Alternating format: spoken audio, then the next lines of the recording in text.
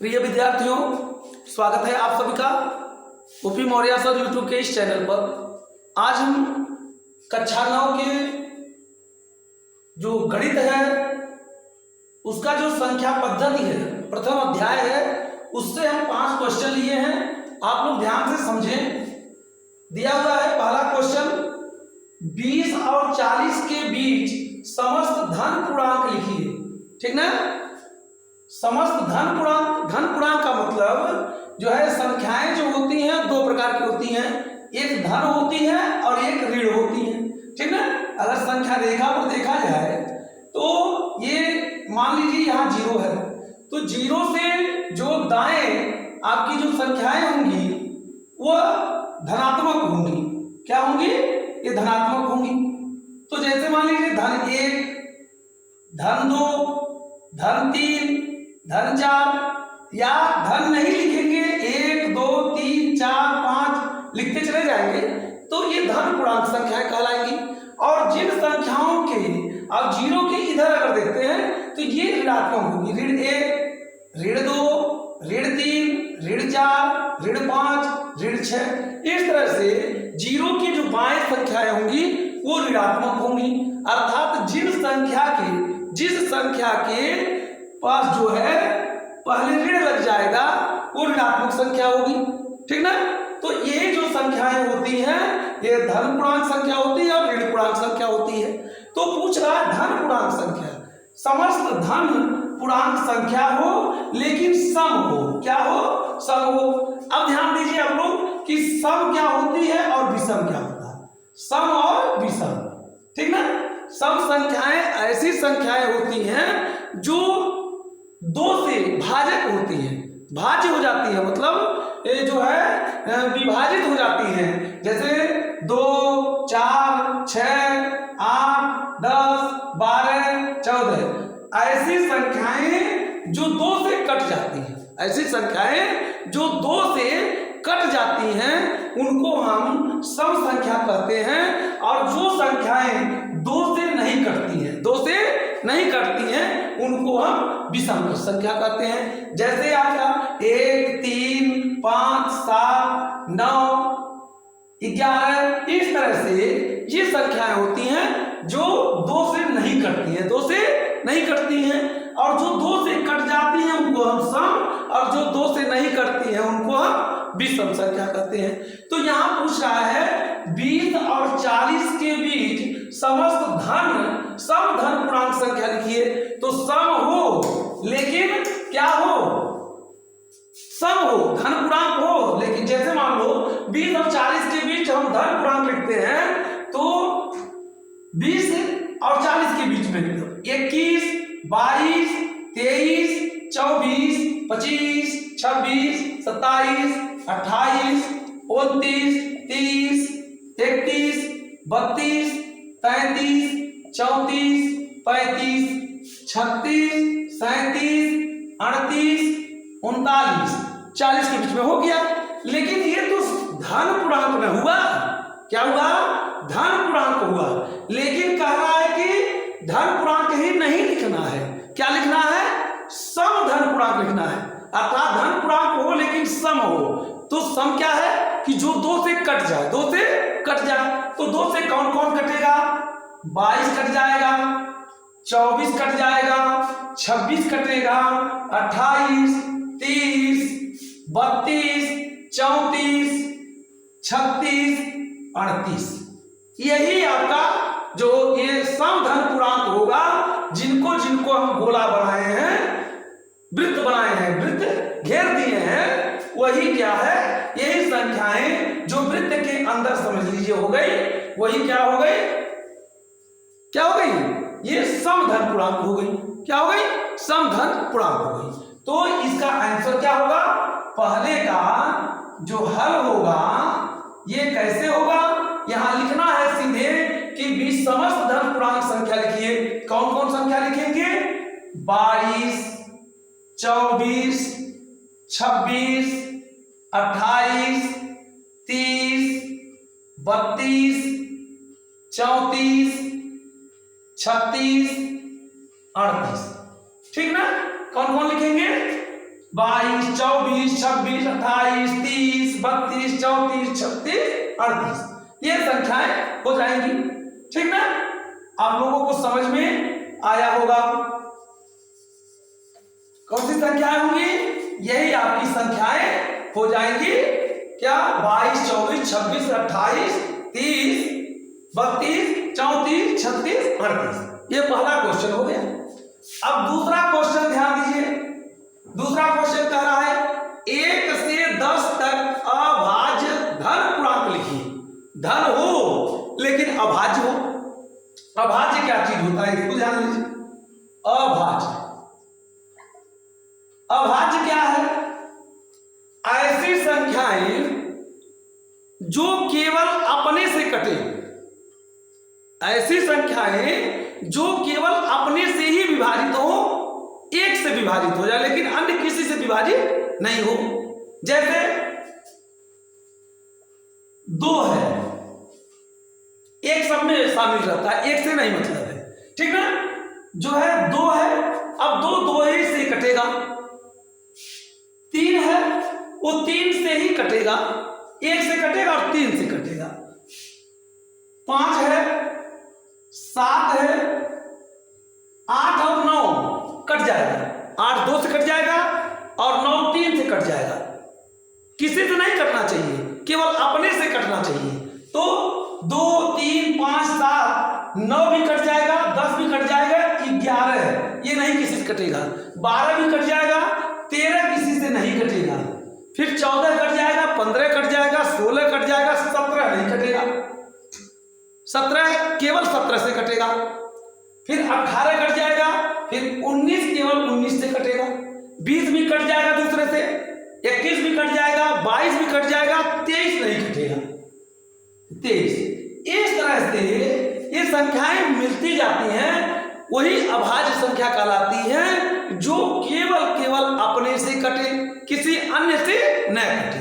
ठीक ना, तो यहां पूछ रहा है कि 1 से 10 तक अभाज्य धन पूर्णांक संख्या लिखिए। तो 1 से 10 के बीच में, 1 से 10 के बीच में 1 के बाद कौन संख्या पड़ेगी अभाज्य? 2 पड़ेगा, तो 2 हो गया। फिर 3 पड़ेगा, फिर 5 पड़ेगा, फिर 7 पड़ेगा और उसके बाद 8 भी दूसरे से कट जा रहा है, 9 भी दूसरे से कट जा रहा है, इसलिए वो नहीं होंगी। यही इसके जो है 1 से 10 तक अभाज्य धन पूर्णांक संख्या जो होगी यही आपका होगा 2, 3, 5, 7। 2, 3, 5, 7 होगा। ठीक ना, अब आप लोग ध्यान दीजिए, ये तीसरा क्वेश्चन। कौन सा क्वेश्चन है? तीसरा क्वेश्चन। तीसरा क्वेश्चन समझिए, कह रहा है कि 2a + 1 का क्रमानुयायी, क्रमानुयायी। अब क्रमानुयायी का मतलब समझिए, क्रमानुयायी का मतलब क्या होता है? क्रमानुयायी का मतलब क्रम से आने वाला। जैसे 2 के बाद 3, 3 के बाद 4, 4 के बाद 5, 5 के बाद 6, 6 के बाद 7 आ रहा है ना। ये कैसे आ रहा है? क्रम से कैसे आएगा? क्रम से 2 में 1 जोड़ दिया जाए तो 3 आ जाएगा, 3 में 1 जोड़ दिया जाए तो 4 आ जाएगा, 4 में 1 जोड़ दिया जाए तो 5 आएगा, 5 में 1 जोड़ दिया जाए तो 6 आएगा, 6 में 1 जोड़ दिया जाए तो 7 आएगा, 7 में 1 जोड़ दिया जाए तो 8 आएगा। तो क्रम से जब आ रहा है, क्या करने से? एक एक जोड़ने से, एक एक जोड़ने से तभी आ रहा है। तो इसमें भी हम वही काम करेंगे कि इसका क्रमानुयायी क्या होगा, इसमें भी एक जोड़ दीजिए। जोड़ दीजिए आप, 2a + 1 में एक जोड़ दीजिए। एक जोड़ दिया गया, कितना आ गया? 2a + 1 1 2, ये 2a + 2, 2a + 2 हो गया। यही आपका आंसर हो गया। यही आपका क्या हुआ? आंसर हो गया। ठीक ना, अब देखिए, ध्यान दीजिए, चौथा क्वेश्चन है। चौथा क्वेश्चन कह रहा है कि 2/3 का योगात्मक प्रतिलोम ज्ञात कीजिए। 2/3 का योगात्मक प्रतिलोम बराबर क्या होगा। अब ध्यान दीजिए आप लोग कि प्रतिलोम क्या होता है उसको समझिए। प्रतिलोम योगात्मक प्रतिलोम होता है और गुणात्मक प्रतिलोम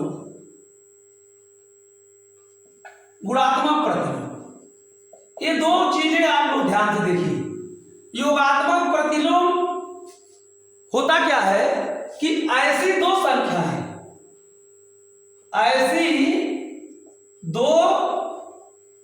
संख्याएं जिन्हें जोड़ने पर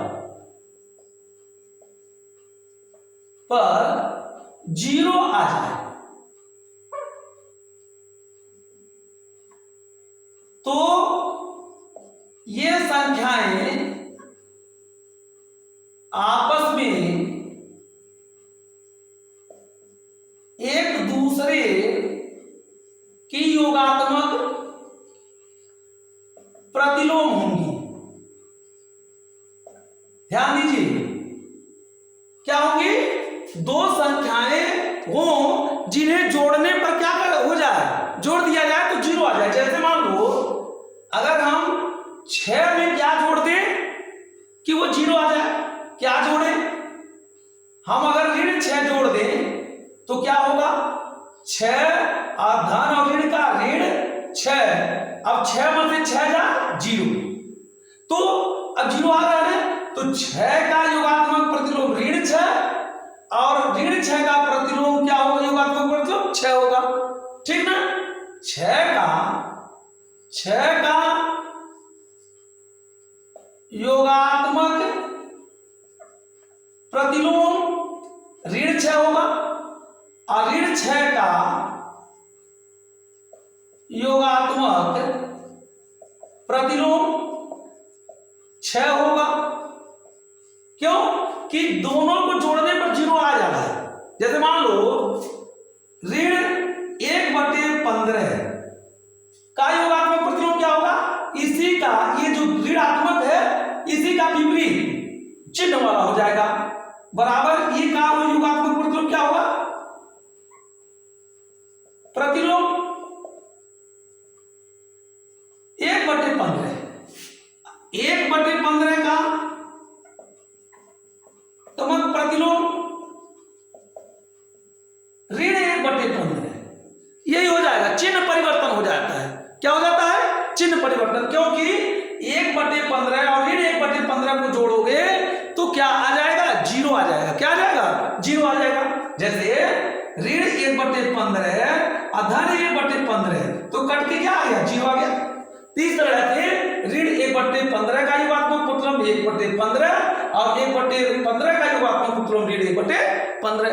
इस तरह से योगात्मक प्रतिलोम आ जाएगा। जैसे 12 का योगात्मक प्रतिलोम ऋण 12 और ऋण 12 का 12। 8 का योगात्मक प्रतिलोम ऋण 8 और ऋण 8 का योगात्मक प्रतिलोम 8। इस तरह से आपको समझ में आया होगा कि केवल चिन्ह का परिवर्तन हो जाता है। ठीक ना। तो यहां पर पूछ रहा है कि 2/3 का योगात्मक प्रतिलोम क्या होगा, तो केवल ये धनात्मक है ऋणात्मक हो जाएगा। ऋण 2/3 हो जाएगा। ठीक ना। अब ध्यान दीजिएगा, पांचवा क्वेश्चन पूछ रहा है ऋण 5 का गुणात्मक प्रतिलोम ये पूछ रहा है। अब गुणात्मक प्रतिलोम समझिए आप लोग। गुणात्मक प्रतिलोम क्या होता है। गुणात्मक प्रतिलोम दो संख्याओं का आपस में गुणा करने पर यदि मान 1 आता है, कितना आता है, 1 आता है तो वे एक दूसरे की गुणात्मक प्रतिलोम होंगी। ध्यान दीजिएगा, दो संख्याओं को आपस में गुणा करने पर यदि मान एक आता है तो वे एक दूसरे की क्या होंगी, गुणात्मक प्रतिलोम होंगी। जैसे मान लो ये ऋण 5 है का गुणा कर दिया जाए ऋण 1/5 से।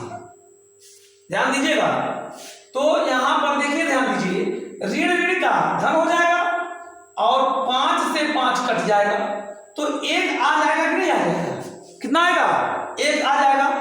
तो यही ऋण 5 का गुणात्मक प्रतिलोम ऋण 1/5 और ऋण 1/5 का गुणात्मक प्रतिलोम ऋण 5। ठीक ना? जैसे मान लो 1/2 का गुणात्मक प्रतिलोम क्या होगा? गुणात्मक प्रतिलोम, अब ध्यान दीजिएगा, इसमें कितने का गुणा कर दिया जाए कि 1 आ जाए? तो 1/2 में 2 का गुणा कर दिया जाए तो 2 से 2 कट जाएगा और 1 1 करना 2 1 करना 2 2 1 करना 1। ठीक ना? 2 1 करना 1 और 2 1 करना 1। ठीक ना? तो अब 1 1 करना 1 आ गया, अर्थात 1/2 का गुणात्मक प्रतिलोम 2 होगा और 2 का गुणात्मक प्रतिलोम 1/2 होगा। ठीक ना? जैसे मान लो दिया हो 100 का गुणात्मक प्रतिलोम, प्रतिलोम क्या होगा? अब 100 में कितने का गुणा कर दिया जाए? 1/100 का, 1/100 का, तो 1/100 के 100 से 100 कट गया, 1 आ गया, तो 100 का गुणात्मक प्रतिलोम क्या होगा? 1/100 होगा। क्या होगा? 1/100 होगा। जैसे मान लो दे दिया 5/10, 5/10 का गुणात्मक प्रतिलोम क्या होगा? तो इसमें कितने का गुणा कर दिया जाए कि 1 आ जाए? कितने का गुणा कर दिया जाए? 1 आ जाए। तो 5/10 में गुणा कर दिया जाए 10/5, 10/5, तो 5 से 5 कट गया, 10 से 10 कट गया, बराबर 1 आ गया, अर्थात 5/10 का गुणात्मक प्रतिलोम क्या होगा? 10/5 होगा, 10/5 होगा। इसी तरह से यहां ऋण 5 का गुणात्मक प्रतिलोम पूछ रहा है तो चिन्ह नहीं बदलेगा, ऋण रहेगा और यह 5 का 1/5 हो जाएगा। कितना होगा? 1/5 हो जाएगा। ऋण 1/5, ऋण से ऋण समाप्त हो जाएगा, 5 से 5 कट जाएगा, 1 आ जाएगा। इसका मतलब ऋण 5 का गुणात्मक प्रतिलोम ऋण 1/5, ऋण 1/5। और पूछता कि ऋण 1/5 का गुणात्मक प्रतिलोम क्या होगा? तो ऋण 5 हो जाता। क्या हो जाता है? ऋण 5 हो जाता। इस तरह से आप लोग ध्यान दीजिए कि अगर ये जो है दो संख्याओं का आपस में गुणा करने पर यदि मान 1 आता है तो वे संख्याएं एक दूसरे की गुणात्मक प्रतिलोम होंगी। ठीक है? जैसे मान लो ये दिया हुआ है ऋण 5 गुणे ऋण 1/5 कर दिया जाए तो 5 से 5 कट गया तो ऋण 1 का जो है गुणा होगा तो ऋण का धन 1 1 का नाम 1 आ गया, अर्थात जो है ऋण 5 का गुणात्मक प्रतिलोम ऋण 1/5 और ऋण 1/5 का गुणात्मक प्रतिलोम ऋण 5।